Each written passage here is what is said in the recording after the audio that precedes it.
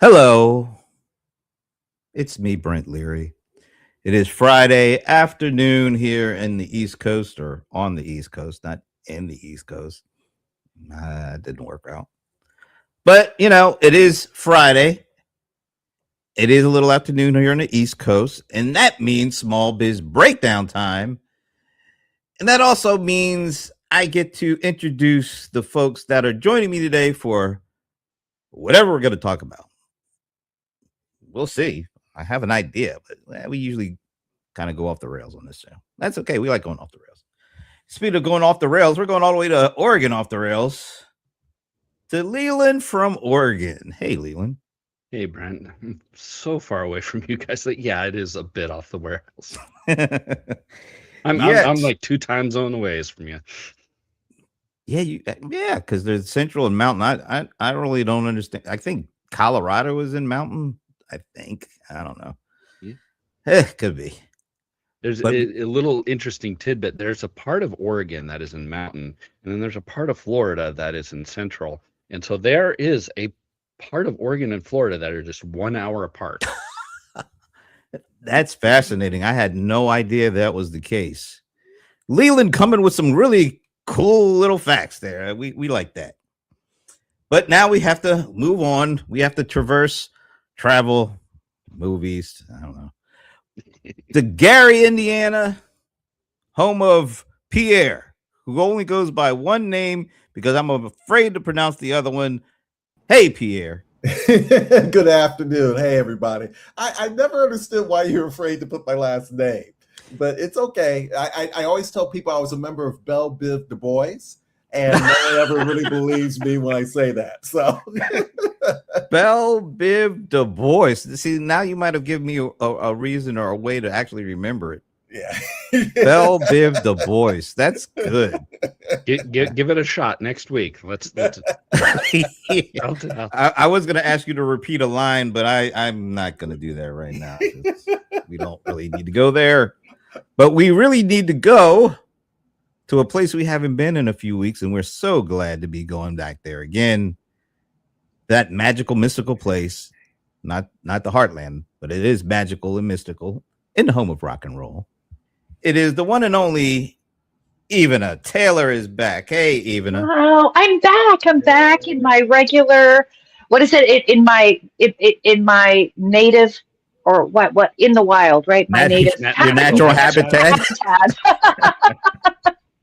Well, we are I'm in my natural habitat, and it's good to see you guys again. It's great to see you, and we hope we get to see you every week from now on without any life stuff going on, because life does seem to happen to everybody, actually. So life is happening, and it's all good, and maybe we'll say something more about it, but let's bring them in.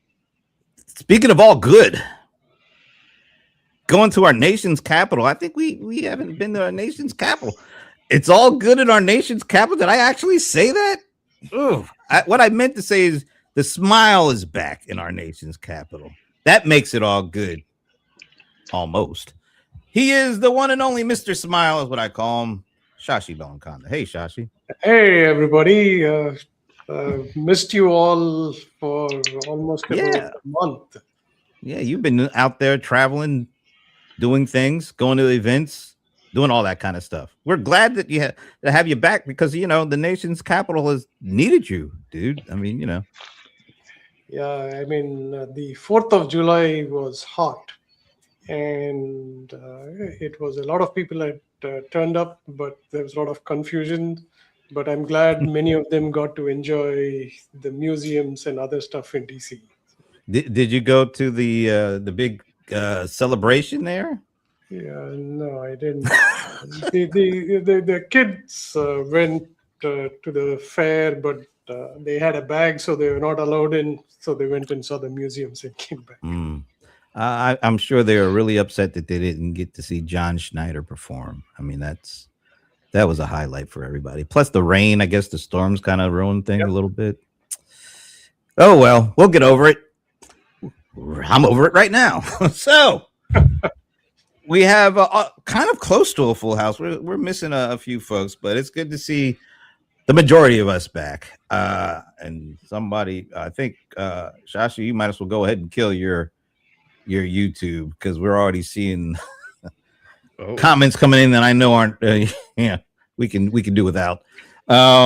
Anyway, it's been a while since I've been able to ask certain folks this question, but I'm still asking this question because it's another week, another 7 days of stuff that's gone on, happened.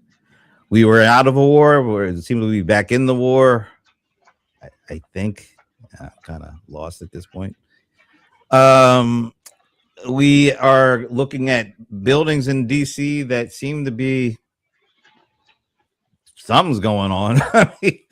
Some things have sheets over it, and then other parts of it, I don't know what's going on there. Shashi, you probably have to give us go out there and check it out for us and give us a full report at some point. But a lot of stuff's going on this week. How is everybody feeling? Let's go with Ivana, since we haven't seen her in such a long time. How am I feeling? I'm probably feeling like the bulk of my audience, because as we've been saying, life has gotten in the way. So I'm probably going to wax slightly philosophical with you guys. So remember that, like, last time you saw me, I was in a totally different background because I was a caretaker for my mom, who has passed away. And the interesting thing about that is that it, like, on the one hand, obviously it's a bad thing. Obviously it's a bad thing, and there is sadness and all that other kind of stuff. But in addition to bad things, it also brings up opportunities and positive things, right? And so I'm only going to say, I can only speak for myself. It's been kind of an interesting thing. This was my last parent. I lost my dad 8 years ago. I lost my mom now. My friends are telling me I'm supposed to feel like an orphan. I do not feel like an orphan. And that is because I stepped away from my business for nearly like 6 months. I was just kind of treading water, doing what had to be done. And now what that's done is sort of had me look at things a little bit differently, right? So whereas before I was in there, moving with the flow of the economy and some of these different things, because I wasn't in the thick of so many things, it's given me an opportunity to step away and look at things with a new and fresh perspective. So I know from my audience, from the emails that I've sent, and I've been in email communication with my audience, that many of them have had to step away from their businesses, not for the same reasons, but often because the market was disrupted, their customers were disrupted. And what I think lots of folks are doing is using that time to take a fresh look at what they're dealing with. So would highly, highly recommend. There is nothing wrong with stepping away, because believe me when I tell you, if life is getting in the way for you, and again, I don't mean this in a negative way, like you did for me, life happened, right? And I made the choice to move in with my mom and be her full-time caretaker. Believe me, I am so complete. You can see, you're like, you sure don't look like someone who's lost their mom, right? And the reason that is because I took that time away from my business. My customers and clients were extremely understanding, and we had the chance to spend the most important time together. And that's what has me being this way and not constantly living in the past, or not constantly crying all the time. Yes, it happens, but not for the same reasons that you might think. So if life has gotten in the way for you, if life has happened to you, if the economy has happened to you, if anything has happened to you, look at it, even though it may be difficult, that it has happened for you. That's kind of how I'm taking it. So a little bit different from my normal, but then you would think I was weird if I just jumped into and started talking about marketing crap. Well, no, we're glad that you shared all of that with us. We'll get to the marketing crap later. So it'll be. Am I tossing the ball? Yeah, toss the ball. I'm going to toss it over to Leland. I mean, this last week, I'm in the final stretches of getting my new house, selling my house. Closing dates are exactly the same day, so it's not like I can be in this house and get a couple of days to move over to the next house. I've got to be out of this house before, and so that's just been my life. It's kind of life stuff in that vein of even as a different kind of life stuff, but and I think that's it, and trying to be able to juggle a business while trying to do big major life stuff it's a challenge. It is crazy to try to juggle everything, make sure that articles are getting out and emails are being responded to, and I did the insane thing of, well, right before this, like a week ago, I put out all these emails to all these companies about their events for the fall because I needed to get that started. But then that's kind of coming to bite me in the butt because now I got to reply to a bunch of emails when they come back. So it's like, you sometimes create your own problems in that kind of situation, and that's what I've done. When it comes to the week, when it comes nationwide, I am sad that the war is kind of carried on, that we couldn't get a peace agreement. Hopefully that does still get resolved, because I mean, in the grand scheme of things, of the wars in the Middle East, it's still kind of infancy stage compared to some of the other ones that have gone on. So still optimistic that if we were that close, maybe we could still get there. But I was really happy to see some good gas prices ish. I mean, relative for Oregon, I was at $4.30. And that's low for Oregon. Jeez. High for the nation, but low for the Oregon. Wow. Oof. Don't tell us what high is for Oregon, because I'd probably pass out.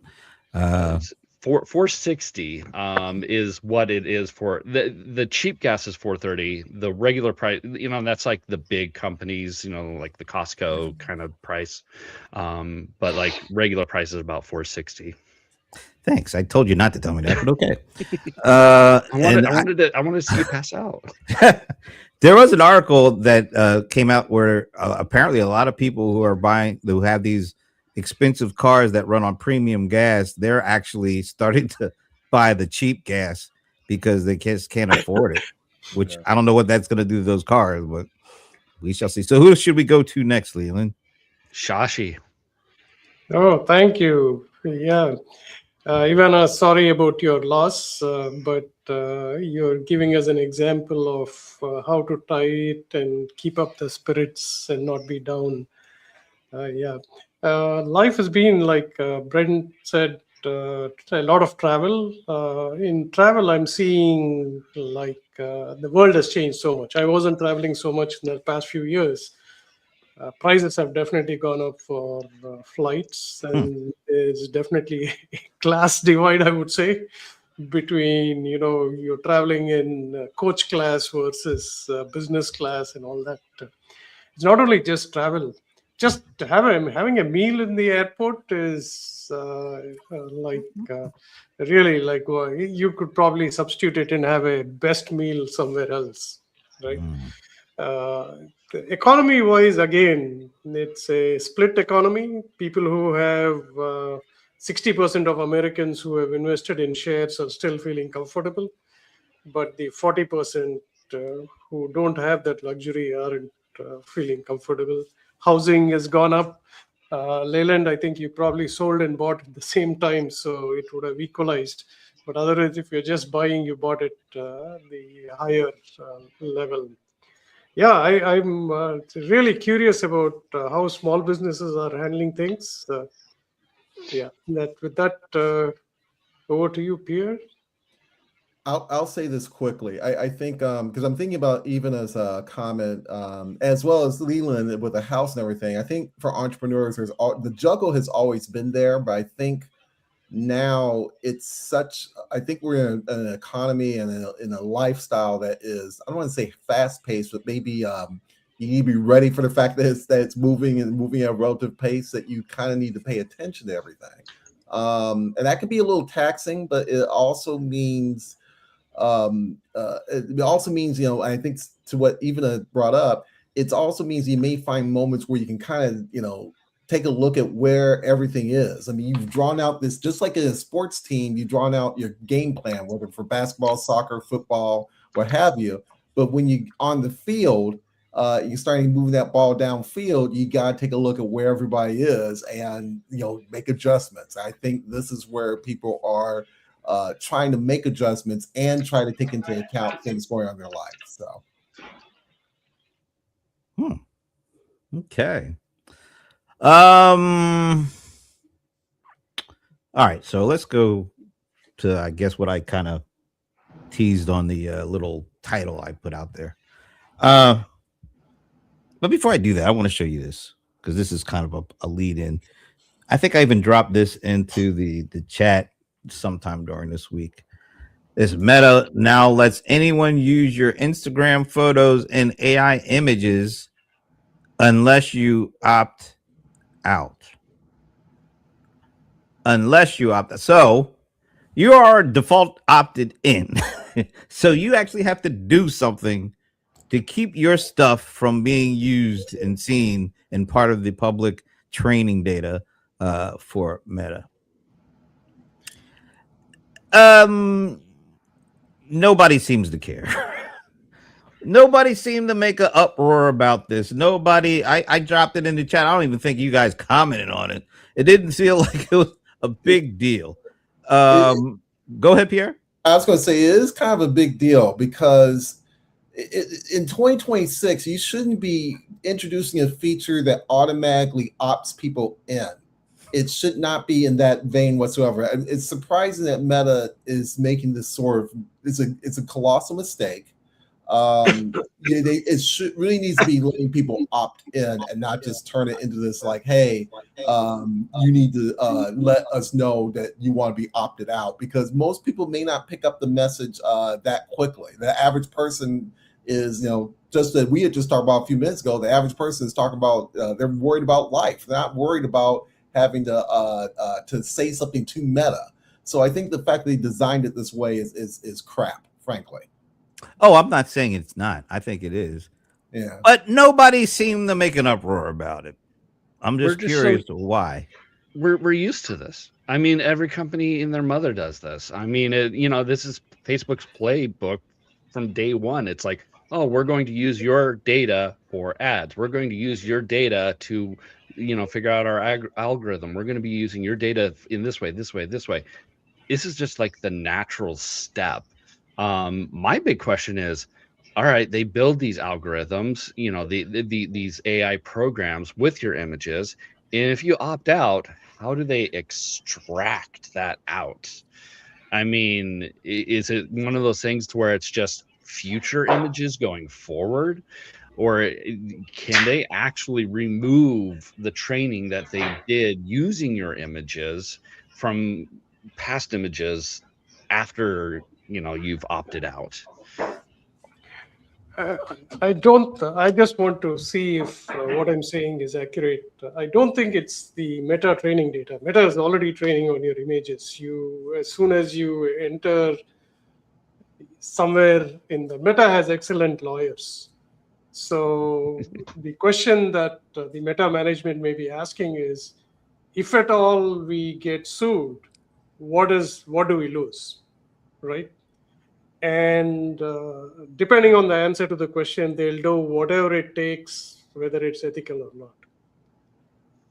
Now, I have to say that I do get paid by Meta. I got an invoice an hour ago, $1.08 for whatever I post there. But I actually commented on an InfoWorld article on this. They've been paying huge fines in Europe for things that they should not be doing. Like, for example, if it is sovereign data, they'll be just saying, hey, who cares? They're going to fine us $1 billion. Let's do it whenever it comes to that. So I think that has to change. I hope somebody just gives them enough of a fine that they never make these mistakes again. Because it seems very blatant, right? To Pierre's point, like And the actual thing that is changed here is it's not about meta training. Anybody in this world can take Shashi Bellamkonda and transform that image into whatever they want to do, right? And there is one clause in there, thank God, that they will not allow anybody under 18's picture to be used that way. But if you already know that this is going to be used in ways that it should not be used, why do it at all? I don't know which executive in Meta signed off on this, but they deserve to be fired. I have a different question. I have a completely different question. How much is this going to cost? I had an epiphany the other day as I'm sort of coming to my senses and my brain is kind of starting to work again. I'm thinking to myself, it seems to me like we treat AI like it's a software. It's because it's connected to our software, but the AI model is a tokenization model, right? So the more you use it, the more it's going to spend. It's actually more like a restaurant or like a utility, right? The more you use, like, what is it? Like is it wattage or whatever you're, what you're using for your utilities, right? Every time you ask it a question, that's like turning on a light bulb. It's like turning something on, right? Like your refrigerator, like anything else. So my question is, if they're adding all of these new features, it's just going to increase the cost of this. But let me ask right? you, how much are you paying them now to use Instagram or Facebook or whatever? Well, I'm assuming they're making money from the ads, right? And they're building their own data centers and all these other things. But I guess I'm asking like a bigger question. Clearly, they're making the bet that you've got to gather this data as much as possible. And like we're in the wild west of AI spend, like let's just go bonkers. Because it's going to be like the phone plans in reverse, right? Because remember when we first got cell phones, you were buying minutes. Mm-hmm. And then it went to unlimited, even though it's not unlimited, but you get my point. I feel like this is going to go in the reverse. So right now we're paying a monthly subscription, but I feel like some enterprise organizations and whatever, they're going to be they're buying like tokens. They're buying minutes. It's like the reverse. And so all I'm thinking is if Meta's doing this, if these AI companies are doing this and expanding the algorithms, adding images, right? Everything has to be processed. Like a markdown file is cheaper, takes fewer tokens than a PDF. Like these are all like little tiny things, but these are all like hundredths of a penny that add up across tens of billions, hundreds of billions of iterations, right? Hey, we really went in some areas I didn't expect to go, but it's pretty interesting. But it just feels like that news came out and there was no big uproar. There was no big, oh my God, what are they doing? And I think going back to what Leland said partially is because they've been doing this stuff all along. I mean, it's not like it's anything new. And I don't pay Facebook anything from a monetary amount. I know they're using my data to make money, but I'm not paying them anything to be on any of that stuff. So I don't look at it as a big deal. Now, let's go to another thing that happened earlier this week. Kind of similar story, but instead of it being Meta and Instagram, let me make sure I get this right. It happened because HubSpot did something. So HubSpot, who has a whole bunch of data at their disposal, but it's their B2B customers who are paying to use the platform. HubSpot wanted to use their customer data for training purposes, but instead of having them have to opt into that, they defaulted to an opt-out. So automatically your data was going to be put into the mix unless you opted out. How long did it take for this to go viral? Minutes. People were up in arms. Let me show you some of the things that were said. Let me see. I think I got this lined up. So here's the actual email that went out to their customers. Now, it's a lot of stuff going on, and I'm not going to read verbatim. I'm just going to pull out the key phrase. As always, you have complete control over your settings. You can review or modify your data enrichment settings anytime. To ensure your data is not collected and shared by HubSpot moving forward, you can opt out of your data being used for AI model training and stop using enrichment features before August 4th. So if you didn't read that very carefully, and let me go back, if you didn't read that in this, you might just say, "Oh, it's one of these things. Oh, they're changing some insignificant policy. I'm not too worried about it." This is something to worry about if you're a B2B person who has customer data that is sitting in HubSpot, and you are paying thousands of dollars a month to use that platform. Now, my company paying is not enough. Now we want your data too. And that's why you got a bit of a different response than what we got from Meta. Here's one right here. I don't know who she is, but I was like, oh, this is interesting. She read that policy and she took the LinkedIn. Okay, HubSpot, give me another reason to boycott you. That's not what you want out there if you're HubSpot or any other company. If you're a business using HubSpot or any CRM for that matter, well, that's a good point. This is your PSA to read the small print.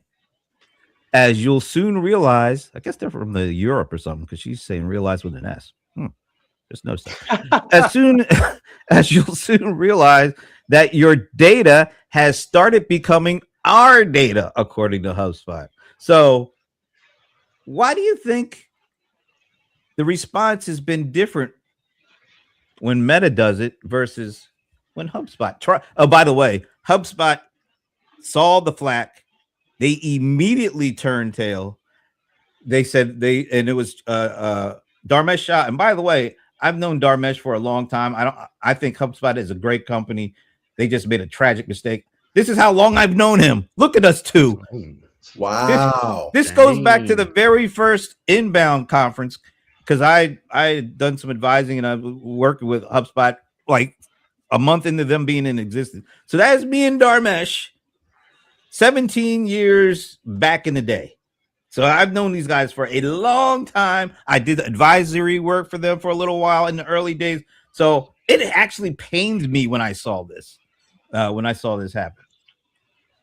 All right. But they did say we were wrong. They did apologize, and they did reverse on that policy because people called them out, because it was important to those people what was going on, what they had in that little writing caused this viral upheaval. And within a couple of, like a 2-day span, it went from email going out to email apologizing for even thinking about doing that. Why the big difference between the response for Meta and the response for HubSpot? I think mainly it's when you're. I meant to say, by the way, look who's here. He's back. Hey, John. Hey, John. Like a bad penny. Frozen, but I'm here. You never look better, frozen. You're taking that. Man, your Wi-Fi. Yeah, your Wi-Fi. Wasn't this the problem last week too? And you used to talk about my Wi-Fi going bad. Yes. All right. Well, I think it's an app. Oh, okay. Not the Wi-Fi. Turn it off. Turn the app off. Anyway, you were interrupting Leland when he was making his point about why the big difference in response between what Meta did with their opt-out and what HubSpot did with theirs. All right, Leland, let's get back to it. Well, I mean, first and foremost, you're paying for HubSpot, and it's one of those situations where it's like, this is sensitive data that's going to be going into this. This is my data. It's important data. I don't want this to all of a sudden be accessible outside of my little ecosystem. And that would probably be my first top worry as any kind of small business owner. This is this confidential data going to be accessible outside of my own CRM or, in some way, shape, or form, versus Meta, which it's like, first of all, it's a free platform. I'm not getting charged. And a lot of the data is already public. I mean, there are some people that have like private settings, and that should probably be like the one big flag that I would probably put out there. It's like, if I have a private Instagram to where no one can access it, then that should be an automatic, opt out. When it comes to Meta, it's like, if I don't want it public there, I don't want it public in your AI training system. But I think that right there is just like the main difference. It's, privacy in HubSpot. I'm paying for it. I shouldn't have to give you my data, versus Meta, where it's public, it's free. And yeah. I think these are two different things, Brent. Like the Meta part is your public photographs are today being scraped by, if they're being allowed, by almost everybody. I've talked to companies whose main job is to take all these and decide who to sell it to, right? Yeah. But the HubSpot one is very interesting. The companies change a little bit, in my opinion. They no longer engage with analysts. I don't even know what new things they're doing other than what's publicly available. So that signals to me like, hey, we know everything, so we don't need anybody's advice. Is bad, right? Can I step in and just tell you, because I literally have known them since the first month of being there. They're actually 20 years old now. We all know are out, right? We all know companies like Zoho and Salesforce. I can name 100 people that I know at Zoho that have been there for at least 15, 20 years. Yep. I can't do that same number with Salesforce, but I can do a very big number. The people and the culture are the same, basically, for companies like Zoho from 30 years ago down to today. I used to know everybody at HubSpot. There was a time where I knew everybody. Now I only know really one person.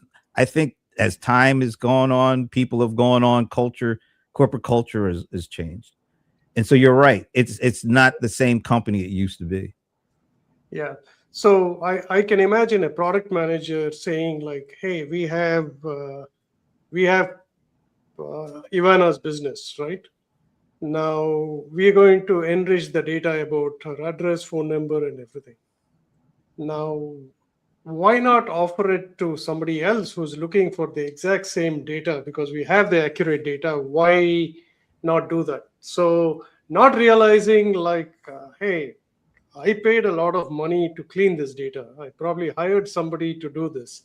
So that's why I think they always need a second set of eyes, or somebody to say like, what are the implications of this? No matter how good the intention was, right? Because every marketer knows, and Ivana will back me up, that you clean your data before you try to communicate. And when you clean your data, you spend a lot of money and time cleaning the data. Why would you share that? So it was totally out of line. So. I think it's partially that. I think what was actually driving this move, because I don't think back in the day they wouldn't have done this kind of stuff. No. I think they're feeling pressure because of the SaaS apocalypse. But you got to look at their stock price. It's been in the tank for like almost 2 years. It used to be a $800 a share stock. You know what it is now? It's under $200. Ooh. You got activist investor types who are basically threatening you. If you don't do something, we're going to have to take you out. Uh-huh. And when you're facing that kind of stuff, and you have all of this rich customer data sitting right in front of you, that is like you said, it's probably cleaner than 80 to 90% of the data that's out there. And when your AI needs to have deterministic, not probabilistic certainty, because B2B companies if you're trying to do process automation and workflow automation, you need to make sure that every time that sucker runs, it gets the same result every time versus the generative AI, which is creating stuff. You need good data to do all this stuff. And there's probably sitting there, we've got all this great data. Maybe we can make this little tweak. And they found out the hard way. You can't make those little tweaks when you got that kind of data sitting there that's not yours, it's your customers. Yeah. And I think that's what I think they might have been feeling the pressure, and I think they gave into the pressure a little bit. And then when they got the blowback within like real time blowback, and they walked it back. So I think there were a lot of things that went into this decision. I'm just wondering, do you think they were the only company that did this? Like the only B2B kind of company that did this? Google did it. Like I have a workspace account that I pay for. So, I mean, I don't know what's going on the free accounts. I have a workspace account that I pay for. And as they were working with Gemini, we might have even talked about this. It was like a while back. There was actually what they did. Now, if you work in Gmail, you work in your workspace or whatever, especially Gmail, it has certain functions that it will like enhance, autocomplete, enrich. And my understanding is it's based on me. Just right? you? I don't know if it's you. Just I'm telling you what I, as a user, thought. Right? I'm thinking I had this feature. It could do things. It was running certain things. All I can tell you is that my Gmail is tricked out, right? It does things. And then we got a notice that said, we are using your Gmail for testing very akin to what you showed us there with HubSpot. And they said, if you want to turn this off, this is how you do it. So what do? I go to turn this off. But guess what happened when I turned that off? All my automations and different things that I had customized and set up, those turned off as well. So that meant that it was like, either let us use your data or you can't use your little custom, whatever you have set up. Now, I remember when I started using Gemini, and about a couple of months ago, I got an email saying, hey, we would like to leverage your information in your other Google accounts to create even better answers, specifically and personalized answers for you. Will you allow us to do that? That's what I got. And it's been great, actually, because I'm getting very customized or personalized answers to things that, even though the scope might be large, it always brings it back to my view based on my data and my interactions. So it gives me the big picture, but then it brings it into my picture. And I find that great. But the good thing was they asked me before. They just said, oh, if you don't opt out, you're going to get it anyway. I mean, they did give me the chance to opt in. And I think that's the issue here. And let's face it, data is the more important of the two between data and AI. Because if you don't have the right data, your AI, I don't care how great it is, it's not going to get as accurate as it should be. And these companies are, who are trying to get some kind of return off of AI, they are having a fit trying to figure out, how do we do that? And data is the first part of it.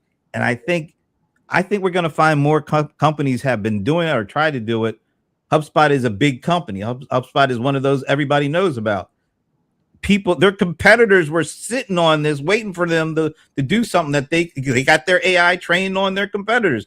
And the first person who went public with this was one of their competitors. This stuff is really getting interesting, but we might still be at the tip of the iceberg with this kind of stuff going on. At least there are a few companies out there that are trying to be ethical about it. I mean, we mentioned Zoho earlier, but they're one of those that will not use customer data. They've repeatedly say, your data is yours, we're not going to use it. Yep. I know Adobe, when they've made their image generation models have openly said we don't go and just steal images. And so if you use our image generation, you know that you're not going to get sued because it took a piece of this image that was copyrighted. So I guess that's the thing. Look for those kind of companies. Now, if Google were to come out and say, hey, we're going to use your data, but your data is yours and it's only used in that fashioned where it's like Gemini's referencing the data, it stays in your ecosystem, it stays with you, I would be happy with them taking my data and giving me a better experience. But I don't trust them to not all of a sudden use it in their training later down the road. That's was it letting the fox guard the hen house? Yeah, that's right. In that You got kind of it. situation. Has anyone turned on the personalized intelligence? Yeah, that's what I use. The personal. Okay. That's what it asked me if I would allow them to grab all the information from my other Google accounts for personalized intelligence. Yeah. Yeah, I think that works very well. And all said and done, Google anonymizes everything, even if it's using your data, because it probably knows where I am at this moment. If I just ask a question, and I'll get probably a relevant answer, right?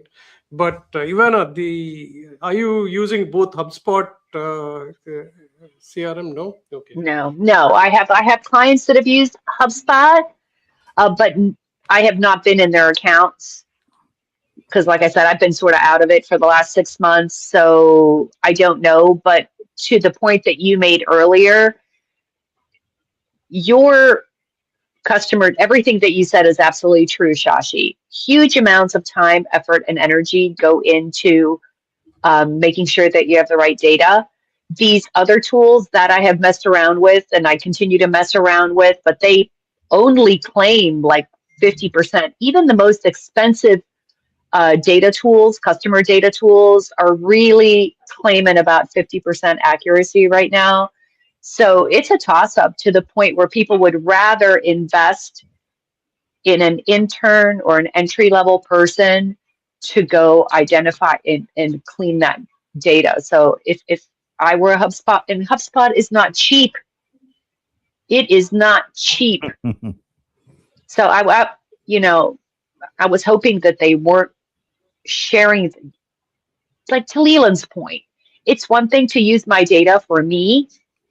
It's something completely different to use my data and allow my competitor to see my customers or to learn something or to enhance or enrich their email with my customer data. That's like theft. That is theft, you guys. At least give me a chance to opt in. Don't default opt me in. Yeah. That was the biggest problem. Yeah. Yeah. No. Well, you know what? If you have a huge customer base, you'll get a small percentage at least of people that will opt in, and that might give you enough data to at least start with. But to do what they did, and it's kind of really ruined a bit of their reputation. Can you trust them going forward, even though they said, all right, we're sorry, we're not going to do it? Or basically, we're sorry we got caught, and that's why we're going to reverse. Can you trust them the same way that you trusted them the day before all this happened? Any company. I think the trust comes back if you learn from the mistake and not repeatedly do it. I think for any company where your products and services are not, how can I put this, that they're not physical in front of the customer, there's a risk of repeating the mistake so much that people really do start believing that you cannot, you've crossed the line, you're not going to come back. This is what Meta has had problems with for a long time. I think we've written them off already. But yeah, when you're a company like a HubSpot, you're a CRM CX company.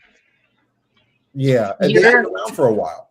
You're a shareholder paying company. I get Facebook for free. Yeah, we talked about that. I'm not going to pay you to take my data and use it for other people. I think that's the big thing. The difference between those two. Well, yeah, you're not only is my payment not enough for you anymore. Now you want my data and my money. That's a tough sell. Brent said it best. They are having issues with stock price. And when you see behavior, HubSpot went from a very customer focused company, inbound marketing, all of this goodness, right? Permission, all this goodness. And now they're publicly held, they're a public company, and now their customer is the shareholder. And to Brent's earlier point, they have to do something. So, like, I don't care if you're paying them, you ain't the customer. Now, question to pose to everyone: if they were to come back and say, if we give you a 20% discount or a 30% discount, we'll, to use your data, would you guys do it? What would be the number? What would be that threshold that would actually allow you to give that data, as long as it's anonymized and all that? Would you have to, while companies consider that, do they have to go to their customers and say, hey, look, would it be okay if we shared your information for a little bit of a discount for our HubSpot account? I don't think that'll go over too well. No. Isn't that happening? Kind of. I mean, come on, we all get emails, we all get mailings, we all get stuff. It's like there's a whole industry that your stuff is constantly being shared and sold. Constantly. Yeah. Exactly. That's like, so discount's a good idea. I think so. I can see that. And you're going to have a lot of small businesses and solopreneurs totally, because remember, they're going to benefit from that too. But did you go in to buy like an enterprise software? I don't want to harp on HubSpot all the time, but I mean, they're the ones that did it. You don't expect them to be data broker companies when you buy their platform service. You don't want them to be a data broker company. You just want them to, provide the technology and trust and safeguard my data. That's all you want from any enterprise any software, really.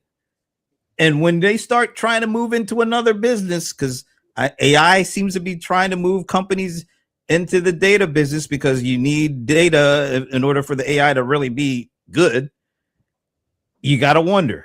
You got to question what's going on with this company here. Why are they doing this? Why is a company that's been around 20 years all of a sudden trying to get my data and my money? That's the tough sell right there. And none of us are buying it, apparently. As you said, stockbroker, the stock pressure and all that. And I mean, it's really hard when you've gone up to $800 a share down to $200 a share. You go, okay, what's the thing that's going to bring us back up there? Maybe this will do it. Oh no, it made it go down. Yeah. But go ahead, Pierre. I was going to say, in some ways, it says something about the business landscape. Every business runs on software. Every business runs on data, and how you manage it gets spotlighted very well. I think there was something, I think it was about General Motors, if I remember correctly. I think they had to deal with a lawsuit about data usage. And General Motors is not, obviously they don't make CRMs, they make automobiles. I think as more and more companies are dealing with data, they have to look at really what is the risk of how they use it and how they can blow back on them, even if you're not producing CRMs, because there is blowback that can happen in a lot of instances. So, yeah, I think I remember hearing about that. It's their newer cars are built in with basically they're tracking data, all this data, where you're at, everything, and lawmakers are like, we need a button, especially for like domestic abuse situations where a person needs to just disappear, to where you could push the button and then all of a sudden that goes away. And of course, these big companies are like, but we like the data. We don't want people to be able to turn off the button to stop the data from coming in, because everyone's just going to push the button. Yeah. And to add another layer on top, in our current administration, which seems to prefer big companies and big tech companies and what they want, can you trust anything that goes on when it comes to your data and how it's being used? Yeah. Yeah, this is a tough One one. of the things I don't think Google and Meta sell the data. I'll tell you why. Because that's the way that they sell their advertising, right? Highly targeted, and why would they give it to anybody who's a competitor? But the data brokers are all the time buying and selling data. Like almost 10 years ago, part of Georgetown, I used to have a class for lieutenant generals of the US Army. The problem there was people collect the data and set up Facebook pages and other pages where the general's photos are actually asking for, like, hey, like my soldiers got injured, give me money. And people were making a lot of money that way. The second thing is security risk, right? Like I used to tell them in the class, like, hey, why don't you go ahead and search for your house? You probably find their house, their people, which college they went to. And I used to tell them, this is serious. Like you need to go to the sites and remove this information. So I think many years later, the military police does this job, and they also established a system where they'll shut down these Facebook pages from people, right? So the privacy implication of this is very high. Like today, you bought a house, Leland. I can go after you close and say, like, what is Leland's address? Whether you want us to visit or not, we'll have your address. Yeah, we'll see your pictures of the house. We'll see how the design, the square footage of each room, how many bath. I mean, you can see basically everything about everybody's house at this point. Yeah. We are not taking this as seriously as Europe or other countries is doing, and probably that needs to happen. Well, are we not taking it seriously, or are there forces that are able to fight off anything because they have billions and trillions of dollars and they want access to this data, like somebody just said, and they'll lobby so that they will always have access to it, regardless of what regular folks want? Yeah, but this is collection, right? It's not like they go somewhere and buy this data. They're collecting this data based on everything that we are doing. We go to the mall. I mean, there was a case where 20 years ago, I signed up for whatever sweepstakes were there at a mall. And I made the mistake of one letter in my name being different. I still get mailers because they can track me from all the addresses that have changed. Oh, look, I've got people that have passed away in my family decades ago, and we're still getting mail for them. I mean, that's the real sad part. And then the last part, because I know some of you got to get out of here right at 1. There was a story a few years ago about a McDonald's tech vendor who did the fast service line, whatever they call it. And you have to talking to this thing to get your order. The company, without McDonald's knowing, apparently, was getting voice prints from people who were speaking into this. And then they collected all these voice prints and they sold it off to companies for training on voices. This was before this. I think this was actually before ChatGPT came out. So the data is all, whatever the data is, it's the most important asset. A lot of companies will just continue to grab as much as they can, even if they don't know what to do with it at that moment. Yeah. But they feel if we have the data, whenever we want to do something, we'll have the data to do it.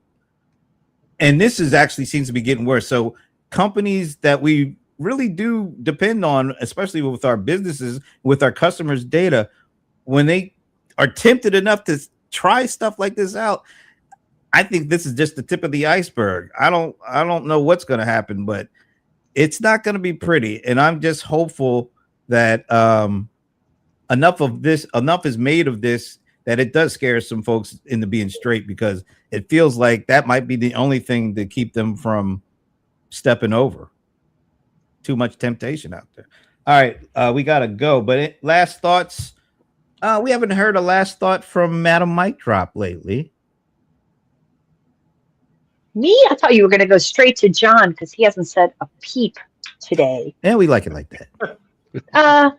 I mean, really, last thought is don't let the news and what's happening in the general sphere of things freak you out. I know I've let that happen to me lately, so don't let it freak you out. Focus on your customers right there. Today's discussion, perfect example. Like, really know what your customers want. Never forget who your customer is, even if you're public. Mm. All right, go ahead, John. I want to hear from you. I have Said nothing. no one ever. I have absolutely nothing. That's the wisest thing you've said on this show. Let's move on to Shashi. No, I'm just kidding. I'll tell you, one thing, don't get all into the hype of AI right now. I mean, because at this point, every other week, there's going to be a new model coming out that's faster and better. But here's one thing you might not know, like from the top of the line model down to the everyday model, it's about a 5% difference. So stop getting so hyped up by all of the AI bros. The AI bros. Gotta watch out for them AI bros. AI sisters too. So who goes next? Pierre. I'm going to agree with John also. But I'm going to add also just, this might be a good time to think about not just your technology stack, but how you're operating with it. You should be doing that with anything, whether it's software, whether it's AI, even, hey, you might have a fleet of electric vehicles that might for the first time, and you have to figure out, charging schedules. There's always something you should be taking a step back and taking a look at. And a lot of the things we talked about today are a part of what can happen if you're not taking a step back and looking at your opt-ins, what you're opting into, what you're subscribing to, what you shouldn't subscribe to. So definitely take a look. Who's next, Pierre? Oh, Shashi. Yeah, I think I agree with John that don't get into the hype. Nothing is going to happen yesterday. You have time but use the tools that make you more efficient, especially in small businesses. Right. So that over to you, Leonard. I'm gonna echo Ivana this time. Thank you. I'm gonna go against the grain. So a tale of two cities. You have HubSpot and Sony. Sony made an announcement that everyone hated. Critics, customers, they were blasting them, and silence. They didn't reverse course. They didn't say I'm sorry. They just said we're gonna go with it. And it's basically they're going away from physical media. And people are upset. People are saying, I don't want another, anything from Sony. Now you have HubSpot. They said, oh, we did wrong. We reversed course.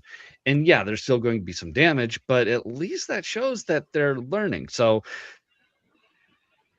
listen to your customers. Actually, pander to them and not necessarily the stock bros. What a great saying. Pander to your customers, not the stock bros. That's a mic drop. I like that. Yep. Drop the mic on. We got AI bros and we have stock. We got all sorts of bros. What about the women? Don't there's some sisses, right? I mean, I know a couple. I'm not going to say who they are. I think somebody on this panel might know who I'm talking. Anyway, that was a fun conversation. Although the topic matter wasn't really the funnest, but the conversation was. So, thanks to everybody who checked it out. We will see you next Friday. Have a great weekend and, try to stay cool. Kind of hot out there. Thanks, everyone. Later.